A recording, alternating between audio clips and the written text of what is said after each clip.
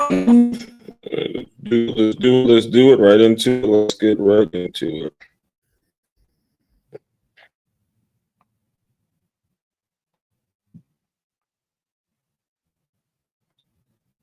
Facebook, what's up? Facebook, what's up? Mike, Facebook, what's up? What's up? There it is. Cool, we good. Dealing with a bit of an unstable connection here, so just bear with me, podcast listeners. And that is, I'm assuming it's because the weather has been a little bit off with a little bit of rain, but we're gonna make it work. We're gonna make it work because that's what we do around here. We just simply keep making it work. We're gonna make it work. We're gonna make it work. All right, let's get right into it. Let's get right into it.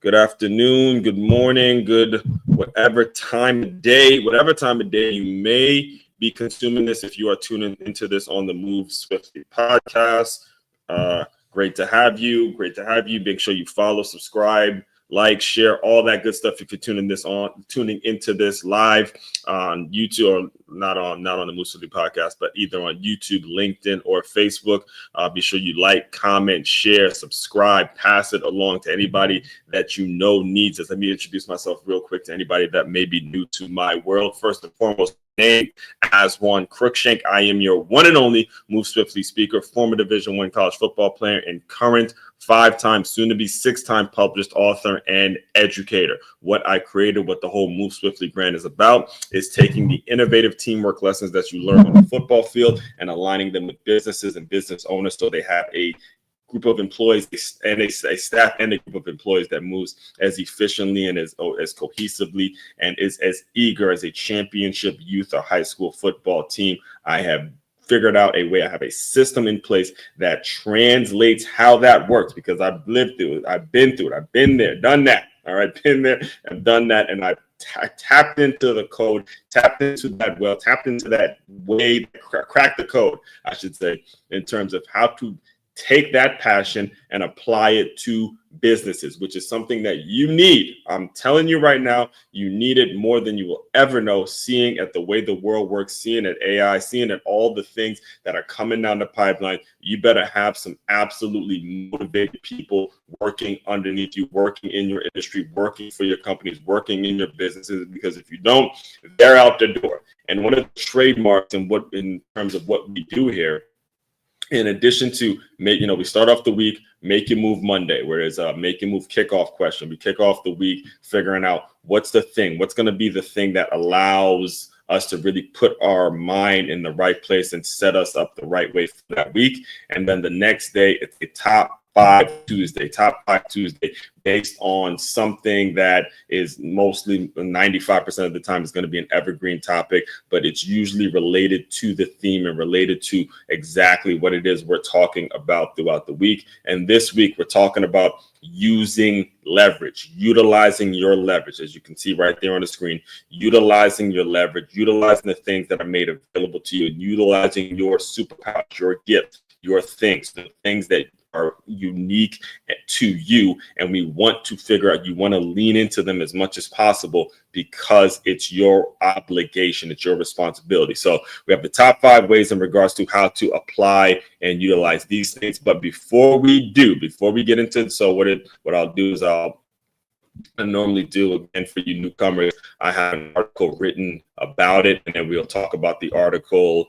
As I read the article live, we'll discuss the article and we'll break it down in that manner. And, I'll give my commentary and things like that when it comes to the article and all that kind of stuff. But before we get too deep into the topic, let me just run through 2 quick announcements today. What I'm going to actually, again, newcomers around here, you don't know this, but my regular consumers know that I used to spend a little bit too much, that probably would spend a little too much time making announcements. I teach boxing classes as well, and I would include those in the announcements. I'm cutting that out, seeing that the boxing classes, I'm going to continue doing them, but in terms of the location, it's something I actually have to. Now, it's funny because I was talking to my girl last night about this, and I was like, I have to work on being in a relationship with someone. It's so much more than just putting stuff out there and not making and trying to figure it out on your own. And I have a habit of, could be good, bad habit, however you want to look at it, but there is a habit of me doing too much of that. So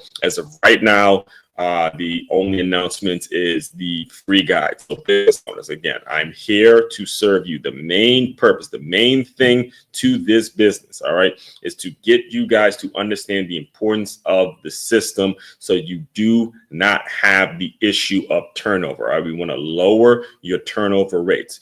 By using this system, by using the system that I've created, the Move Swiftly system, when it comes to your employee development, your turnover rates will significantly decrease. Hear me. Your turnover rates will significantly decrease. The investment you make in this system will make it so you don't have to constantly replace employees. And if you do have to replace employees, the system in itself that I created is going to make it so you have the right replacement right there in order to make whatever changes you need to make. So it's very, very important. All right. The very first step, the very first thing I need you to do is go to freeguide.makeyourmove.com. That's freeguide.makeyourmove.com. If you're looking at this on YouTube, Facebook, or LinkedIn, you see it's very simple. You just hit the button, you put in your first name, last name, phone number, email, and just sign you up. You will get a free guide in terms of how to properly do that right now. That is 100% free for you. And then we'll schedule a call, we'll book a meeting and discuss details on how I can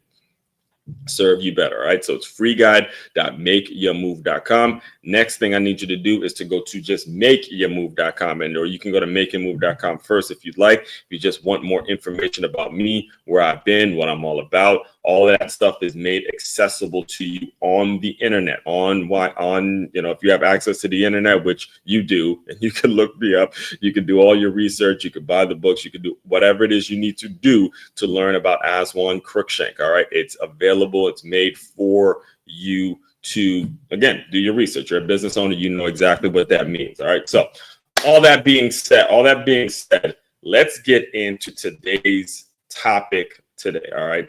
Top 5 ways to use your leverage. And what I want to reiterate, I'm going to spend a little bit of time reiterating and and kind of bringing you up to speed of what we talked about yesterday. So yesterday, and again, forgive me if you're listening to this and the Wi-Fi is a little bad, but I'm still going to record regardless because I'm seeing the Wi-Fi, the connection's kind of unstable where I'm at. I'm recording this at the school I teach at, so the Wi-Fi here at times, it doesn't happen often, but at times the Wi-Fi does kind of go a little, whenever we get difficult weather that we deal with, sometimes the Wi-Fi does get a little funky on us. So we're gonna push through that obstacle because it's what we normally do around here, right? So when it comes to yesterday, all right, the question was, what is your best leverage? What is the thing that you use for your leverage the most? In fact, you know what? I'm going to just pull up the article now. Before we get into today's article, let's go back a little bit to yesterday's article. What is your best leverage? And I answered the question myself, so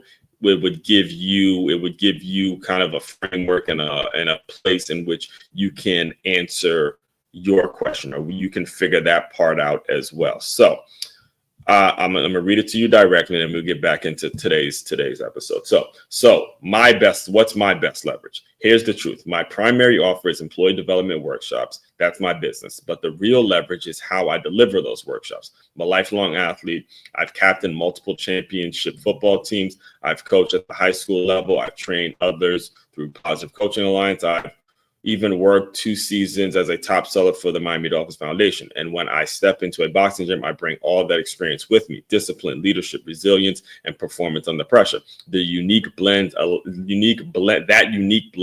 allows me to teach boxing themed fitness classes in a way that builds not just physical stamina, but real world confidence in people's careers, in their relationships, and how they show up every day. So what's my best leverage? It's not just the workshop. It's me. It's the way I teach. It's the lifestyle I embody. It's the energy I bring. And now I'm using that leverage to open doors. Cut right there. All right. So I read that just for context and just so you guys understand that when you are clear about what's giving you the most leverage, when you are clear about what separates you from a competitor, when you are clear about what it is about you that makes you unique, you got to lean into that, and you got to create a unique blend. Again, I'm not saying this because I know everything. I'm far from knowing everything. I do things every single day about myself. I'm constantly, you can ask anyone that speaks to me regularly, I am constantly looking for ways to improve myself, looking for ways in which I can improve, looking for strategies, looking for something that's going to make it so I'm just a little bit better today than I was yesterday. Because I got news for you. You are either every single day time you get an opportunity to see the sunrise, you have your option. All right. You have your option to get better that day, or you have your option to get worse. All right. That's what's going to happen. You're not going to stay the same. This is a common issue with a lot of people out there, is they believe they go after all of the important decisions that they make in life, whether it's your career, whether it's your relationship, whether it's the decisions that you decide to make with your kids and all that. You make the decision under the premise and under the assumption that there's this idea that you're just going to be able to stay the same. There's going to be this level. There's going to be this amount of money that you make that makes it so you can just stay afloat and live normal. It's going to be a certain house that you get, and all of a sudden everything's just going to be normal for you. Now you could just be normal. No, that's not going to work. It's not going to be the case. What's going to be the case is you're going to have to actually consciously choose day in and day out. How am I going to get better today? If I don't choose that, then you know what's going to happen? Going to get worse. And too often does it happen unconsciously. There's people, I know people personally, who've had this mindset of, I'm going to kind of stay mediocre. I'm just going to stay afloat. I'm going to just kind of go through the motions and not do anything extreme. And that decision ultimately made it so they've gotten worse, and they've gotten worse, and they've gotten worse, where something really, really small, a really small issue just became worse. And over time, it just is completely falling off the rails. All right. So make the decision. And the only way you can actually make the decision every single day to get better is if you're using your leverage. If you understand what your leverage points are, what makes you sellable, what makes you the thing, what makes you the person that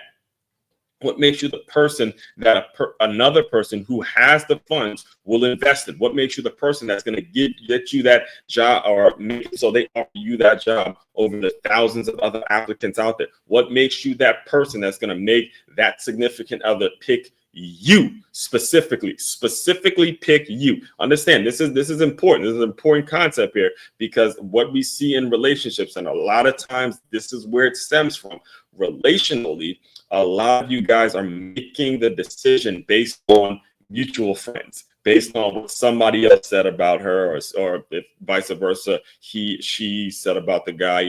Again, there's just a lot of mutual friends that coming together, and they're keeping each other from being lonely. You got to consciously say, hey, I want to stand out. I want to be someone that's new. I want to be somebody that it sticks out in the crowd, and it's specifically designed to do a specific thing, and that's what a person is about. So one of my favorite songs, Buju Banton, man, I'm raised in a Caribbean household, so there's a lot of old school soca, reggae, and dancehall, all that. So Buju Banton was one of the legends, and one of my favorite songs by him is "Wanna Be Loved, Not for Who You Think I Am, Not What You Want Me to Be, Only Love Me for Me, Real Love with No Strings Attached. I want to, think about the words on that. With no strings attached, I want to give you my heart. Don't want to give it back. And this is my cha-cha. Been searching a mighty long time for the I ain't gonna give too much to you guys right now. Go get the CD, go get the song. It's one of those songs. I used to listen to that when I was in college, like the whole CD through. Tell Shiloh, the whole CD through, and it got me. Tell people all the time, that CD, Buju, if you ever listen to this Buju Banton, that CD absolutely got me through my last 2 semesters of college. I mean, I would be on repeat, bumping that, boy. Tell Shiloh. I'll look it up for you. For anybody that's looking at me live right now, let me just look it up real quick so you have it, and then we'll get into the article. Just let me get off right here. This CD right here. Oh man, boy, what? What? You can see what? Oh man, classic. Every single day in college I'd be bumping this, man. What? Oh man. Oh man. Yeah. That was the CD. Like, I mean, I tell if I was on an island, let's say I was like on an island, stuck on an island somewhere, and I had maybe 5 CDs to take with me to bump. You know, obviously I'm taking the Jay-Z, the Black Album. I'm gonna do some Lauryn Hill with the Miseducation, and Buju definitely gonna be on that list. Those are gonna be the 3. I would say probably gonna do Blueprint again. I'm a big Jay-Z guy, and then that 50 Cent Get Rich or Die Trying. That would probably be my 5, just thinking off the cuff. But telling you that Buju, between that Buju, that Miseducation of Lauryn Hill, that Black Album, Blueprint, that 50 Cent Get Rich or Die Trying. Come on, man. Like I be just feeling that. But again, there might be a couple I'm missing out just because I didn't plan on giving that. But I'm just that actually might be. Let me write that down. Actually, 1 second. Let me write that down. That might be a top 5 Tuesday for a future day. So top 5 albums if I was stuck. All right. Yeah, that actually might be a top. Matter of fact, that might be next week. So again, you guys see how I come up with the topics of this show. All right, so here we go. Let's get right into the article. Podcast listeners, I am reading directly from today's article on medium.com. Make sure you follow me there as well. Medium.com, #MoveSwiftly44. All right, top 5 ways to use leverage. Move swiftly. Business of sports marketing. Top 5 Tuesday. If you've been following along, then you already know the deal. It's Top 5 Tuesday around here. Every week, we drop a list that can spark something in your life or business, and this week's no different. In fact, today's topic might just be one that unlocks everything for you. Let's talk leverage, and more specifically, how to use it. Because used the right way, leverage is what turns good into great, dreams into reality, potential into results. Here are the top 5 ways to use leverage. Number 1, finances. Yes, it is. First and foremost, okay? Finances. When you're talking about leverage, the very first thing you got to figure out is, how do I use my leverage to develop and get more finances? All right? Reading directly from the article now, podcast listeners. Let's get one thing straight. It's not about becoming some greedy, villainized millionaire. Finances are at the top of the list because they give you options. Options to support your family, options to give back, options to build. There's a powerful clip by Grant Cardone, you can watch it here, where he breaks down why saying I don't need to be rich is actually selfish, because it means you're only thinking about yourself, not the people who you could help, the causes you could find, or the legacy you could leave behind. So let's make this clear. Getting your money right isn't greedy. It's responsible. Hear me, because I want to break down that clip. I remember seeing that clip years ago. I remember seeing that clip, and it was and if you know anything about Grant Cardone, incredibly aggressive, incredibly like upfront, just blunt, gonna just tell it how it is, gonna tell you how he feels and all that kind of stuff, right? So when he said it on, I think he was talking to Lewis House. He was on the Lewis House show, and he repeated on multiple clips I've heard him say, poor people are selfish. Middle class people are selfish. And when we're talking about poor, we're talking about middle class, he's more so discussing mindset. The mindset of a poor person, the mindset of a middle class person who would tell him, someone who's off again. So Grant Cardone is all about teaching folks how to be rich. He has this whole brand, this whole concept called 10X, 10X your life. I read one of his books where it was basically just multiply everything by 10. You want to make 10 phone calls, do 10 more, send 10 more emails, basically 10X. And he's created a whole brand, a whole ideology around the whole 10X concept, which, obviously gets a lot of attention. It's had a ton of success with it, right? So when he talks about poor people being selfish, or we talks about middle class folks being selfish. He's more so referring to the person who says to themselves, well, I don't need to be rich. I don't need to have a lot of money. I don't need to be someone that is able to afford, Ferraris and Maseratis. I don't need to be rich. And he points this out. Think about the person that and I'm probably talking to you directly. Think about the person who says that kind of bullshit.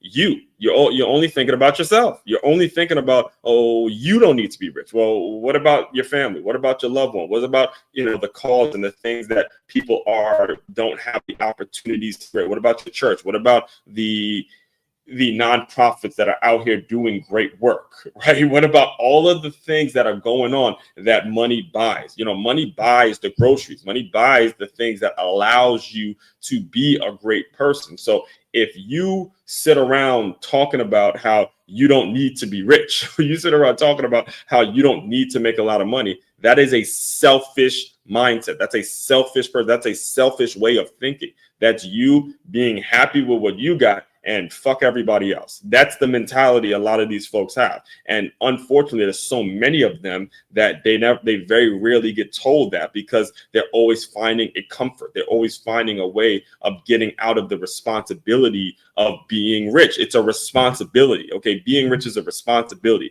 Getting a lot of money is a responsibility, because you have the resource. You take the responsibility upon yourself to say, I'm gonna go out and get this bag because I got loved ones to support. I'm gonna go out and get this bag because I got things that I want to accomplish in my life. I got a cause that I want to give to. I got specific things that pull on my heartstrings, and I want to do it that bad. That's what that's what making a lot of money means. All right, debunk this myth where rich people are some greedy, selfish folks. The reality is that's what the majority of the world wants you to think, because the majority of the people that you run into are going to be of the middle class, are going to be those people that are not rich, and they're always going to find an excuse. They're always going to find a way to get out of the responsibility.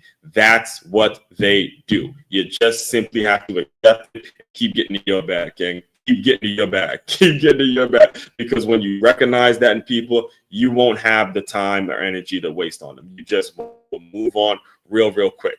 Trust me, I'm telling you from experience. You're going to move on real quick. You won't have the time for their bullshit excuses, and you're just going to keep riding and keep rolling. So I implore you to do that. All right. So number one, finances. All right. And number two, kind of piggybacks off number one. It's a desired lifestyle. All right, let me put it up real quick. Number two, desired lifestyle. Save that and put it up. Desired lifestyle. Reading directly from the article, podcast listeners. All right. Once you understand the purpose of your finances, the next piece of leverage is designing your lifestyle. What do you want your Saturdays to look like when the bills are paid and the money's flowing? Let me give you a personal example. Just a few weeks back, I was with the woman I'm seeing and her two kids. We were hanging out on a Saturday, nothing fancy, just quality time. And every Saturday, a new episode of Film Session Saturday drops on my YouTube channel. You can subscribe to that by just going at Film Session Saturday, going to YouTube at Film Session Saturday. All right. I put it on. So what happens? I'm reading directly on her. So we put it on the big screen, and her daughter lit up when she saw me on TV. I turned to her mother and I said, "This is it. This is the lifestyle I want. Chilling on a Saturday with loved ones while new content drops that creates residual income. You don't need to be You don't need $1 million bank account to start building your desired lifestyle. You just need a clear vision and leverage to get there." All right, so let me put this up real quick. I'm gonna put it up real quick, but I'm trying not to get demonetized. So give me a second. So this is Film Sessions. If you're looking at this on YouTube or LinkedIn or Facebook, you know that every single Saturday, since we've done this for about 3 months now, since the season ended, since the college football season ended, and that first Saturday when college football season wasn't here, it was really, really depressing for me, especially because so much of my content, so much of what I do comes from what you actually saw on college football Saturday, right? So because I built this platform, because I'm doing the work I'm doing, I said, you know what? Why not? And I just learned actually what happened as I just learned how to do screen share and record at the same time. So I decided, I'm like, you know what? I'm going to break down football games and post every Saturday as if the season was still going on. Because mentally, that's where I was at. I need my college football to get my mind right, to help with my mental health and all that stuff, right? So every Saturday since the past 3 months, it's been a new video, a new game that I break down personally, and I just kind of go to see who did what. And the goal is to actually become a play-by-play announcer, right? So it was Saturday and so that being said, every single Saturday since I've met her, we've been together. I've been with her every single Saturday. I've met every single weekend. We've been hanging out. And again, when you're in the process of getting to know someone, these are the conversations that you need to be having, like especially from the man's perspective, and you're talking about someone who's been there, done that, been, has walked down the aisle, did all that. It's like every time Shannon. So I used to work for this company named 9 Round. And the founder of all the 9 Round chains, his name is Shannon. And I remember him when it was actually in Fort Lauderdale, we did like a workshop, and he was talking about how his wife used to be married and had a kid and all that. And he was saying like a lot of what I'm thinking now in terms of whenever you are dealing with a woman who was married and has kids, they're asking the right questions. They're like saying to themselves, look, this is the second time I'm considering doing this, so you better have your shit together. So it's like the conversations I'd be having with her. I put this on the screen, and as I saw how her daughter reacted to it, and how, again, I'm getting paid to put the videos out there and get more subscribers and all that kind of stuff, I'm like, that's it. That's the desired lifestyle. I'm here spending quality time, but also there's stuff coming out that's creating income. So it's never a matter of me just passively wasting. I don't want to say wasting time because I might get in trouble for saying that, but I will say it's never a point, never a time of day where there isn't some sort of money-making strategy, some sort of residual, some sort of opportunity that's being put out there that I created on the back end. All right. That's what I mean when I say desired lifestyle. For you to develop a desired lifestyle, what do you want it to look like when all the pieces of the puzzle come together? You have to have that vision long before you actually run into the right people that are going to make things happen, that you can trust to make certain things happen. All right. So that is number 2, desired lifestyle. Number 3, helping others. All right. This is another important one. This is another important one that does not get talked about much at all. Let me put this up real quick. All right. So, all right. Helping others. Reading directly from the article. Now, so you can't skip this one. If you're using leverage only for personal gain, it won't last. One of my favorite reads, Do You, by Russell Simmons, dedicates an entire chapter to the power of giving before you get. Here's why it matters. First, you need honest feedback so let me just, before I continue, let me just break that down a little further for you guys. Giving to Get, one of the books I strongly recommend you get this book titled Do You by Russell Simmons, a hip hop mogul who made a ton, just done a lot of great things. All right. And he has this chapter where he discusses this concept about giving to get. You have got to give in order to get. All right. And here's why it matters for you to really consider giving. All right. Giving before you actually get something is because here's why it matters. Reading directly from the article now. First, you need honest feedback to see if what you're offering is actually valuable. All right.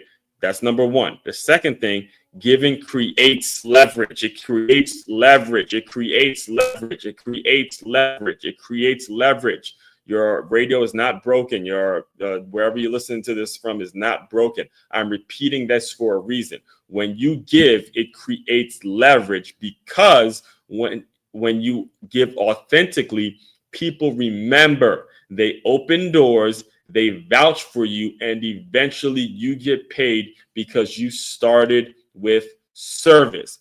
Volunteer your time, lend your expertise, be the person people want to succeed.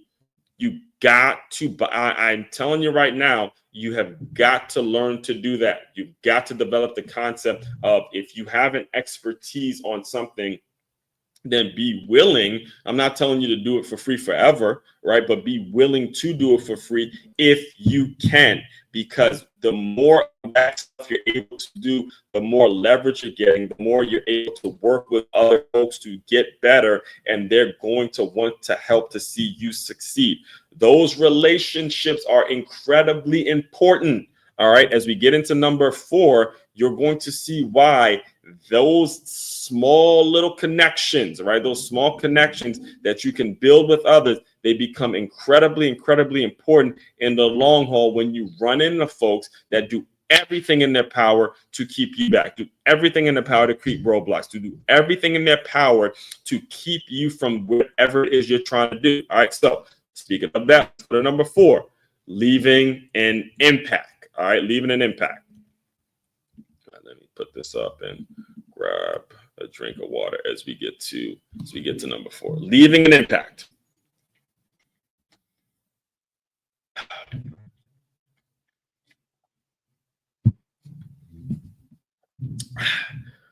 All right, reading directly from the article now. All right, leaving an impact. This goes hand in hand with helping others, but here's the distinction. All right, leaving an impact means seeing your idea all the way through, especially when it gets tough. You're going to be ignored. You're going to get laughed at, but those moments are part of the path. If you want influence, if you want legacy, you're going to have to endure what most people quit during. You need that paragraph again. You're going to be ignored. You're going to get laughed at, but those moments are part of the path. If you want influence, if you want legacy, you're going to have to endure what most people quit during. Look no further, all right? And I got a couple angry DMs when I started talking about this on Saturday, but whether you're a Trump supporter or not, you can't overlook what I'm getting ready to say. You cannot overlook this fact. Look no further than our 45th and 47th president of the United States. Public humiliation. Yep. Still found a way to bounce back? Absolutely. Impact means persistence. Period. Been shot at, right? Been shot at, got a mug shot, had counts, people threatened him, taking the jail. There was a period there where I personally thought he was going to be in jail, but he figured out a way to bounce back from that 4 years and still become the 47th president. If you can't get inspired by that, and I don't give a shit whether you're blue, red, green, whatever, whoever you voted for, if you can't get inspired by just that alone, you got a problem. You got a personal problem that you got to work some shit out. You just do.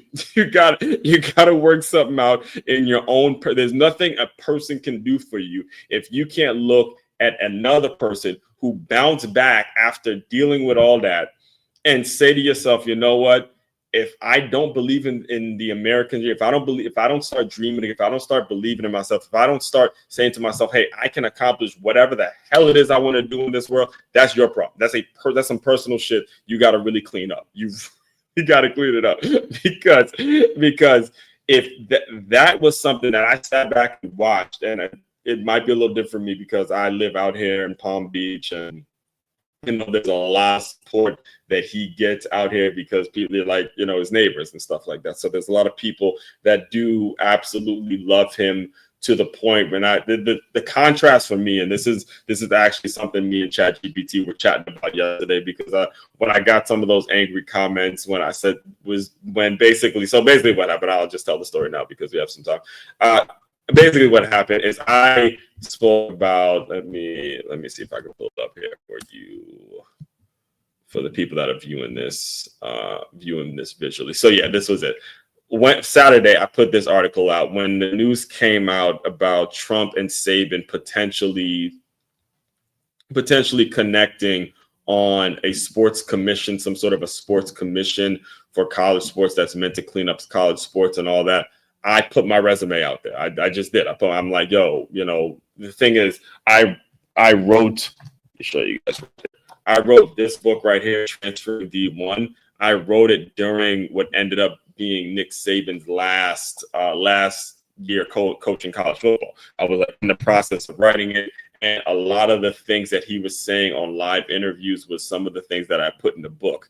All right, it was so surreal for him to actually kind of out of the blue retire and still be involved with the sport. And, it kind of got said, it didn't get said directly by him, but it got said in so many words that he wanted to see college sports be a little more fair, be a little more balanced in terms of where the money is divided, and want it to just be all about football and all that. And the fact that he said it, and I mentioned some of those things in the book, was kind of surreal because it was like, look, thinking on the same way. So what happened was President Trump gave the commencement speech at the University of Alabama. Nick Saban introduced them, and then the buzz started to come out about how they were working together and going to create some sort of a sports commission. And when that buzz came out, I'm like, okay, let's do it. So I put it out there, and there was some question, some strong DM, strongly lettered messages I got, and some strong looks from people that still run around with this Trump derangement syndrome and all that kind of stuff. So I put it out there, and as I was dealing with that, because I wrote the article, I wrote the top 5 ways to leverage your impact, top 5 ways to use your leverage on that Saturday. That's what made me put this particular line in the article, because I realized that whether it is him or even it is a Nick Saban, I mean, look, if you don't want to use Donald Trump as an example, use Nick Saban as another example, right? You're talking about a guy who his name was thrown in the mud. I mean, listen, I used to work for the Miami Dolphins Foundation. I used to, be right there in there with I'm talking about diehard Dolphin fans to their core. They don't even like that man being in that man comes to South Florida. He needs maximum security because the way he left the Miami Dolphins that year, where he left the Miami Dolphins, and he was on camera saying, I don't know what else to say. I don't know how else to say it. I'm not going to be the head coach of the Alabama Crimson Tide. And then he goes and leaves, and then goes and builds what he built at Alabama. There are still Dolphin fans out there that can't stand that man. They used to call him Nick Satan, but at the end of the day, he has an impact. He's left an impact because of the way he did what? Bounced back. Didn't worry about what the people were saying. Didn't worry about how much he was hated by a certain demographic of people, or why those people hate him, or anything like that. Just showed up every day, did their work, and did what it is they had to do to leave an impact. So the question now becomes, as we get into the final reason, the question now becomes, are you willing to do the same thing? If you're talking about leaving an impact and using your leverage to get to the places where you're trying to get to, you got to be able to endure all that. And they're going to be nasty things that people say about you. And you have to be willing day in and day out to just take it on the chin. And they're going to be some folks that, hey, they will never like you. Will never convince them to like the work you do, or to understand you, or anything like that. You got to be willing to push through and see your ideas through and see your vision through, even during those times, because those are the toughest times to do it. So that's a question that I can't answer for you. That's a question you're going to have to really take a personal look in the mirror and ask yourself, can you do this? Can you do it? All right, that's the way we're going to drop on number 4. Can you do it? Leaving an impact is absolutely difficult. It's a rough ride for you. So you better have done the work you needed to do on the inside before you start putting your shit out there. You better have done it. I'm just telling you the truth. All right, so final one for Top 5 Tuesday. Dun. You got to outwork the competition. Let's go back to number one. So top 5 ways to use leverage. Number 1, your finances. Number 2, the desired lifestyle. Number 3, helping others. Number 4, leaving an impact. And number 5, outwork the competition, baby. Outwork the competition. As I always do. I'm gonna bring it back to the football field. Because again, guarantee I'm gonna give you as a business owner is that the minute you decide that you're gonna bring me in to do a workshop with y'all with your company, you're gonna have a staff now that is ready to roll, that is pumping. Like, okay, all right. It's going to be like a whole team, a championship high school football team right in the tunnel, ready to rock and roll and ready to turn this thing up. All right. Let me give you an example of what I mean by that. All right. So, reading directly from the article, guys. Outwork the competition. Let's bring it back to football. When I played youth football, we used to run hills. We hated it. Full gear, sprinting, backpedaling, crawling. It wasn't glamorous, but it taught us something powerful. My coach, Coach Bryant Davis, used to yell, "This is where we outwork everyone on our schedule." He'd start by naming every team we'd eventually go on to beat. And let me tell you, we believed in it because we trained for it. We believed it because we trained for it. Leverage doesn't just come from your connections or money or content. Sometimes the best leverage is your willingness to outwork everyone else. Final thought. Today, technically, I won't read the final thought for you because I was writing this. It was actually this one I wrote on the Sunday before Mother's Day. Actually, I'll drop the mic here. So final thought. Today is technically a holiday, Mother's Day. I'm writing this just before heading out to meet my lady and her kids for church. But you know what? Purpose doesn't take days off. Vision doesn't clock out. Neither does leverage. The mic is dropped. Get to work and use your leverage. So let's get to number 5 really, really quick. And I'll briefly go over this one. All right.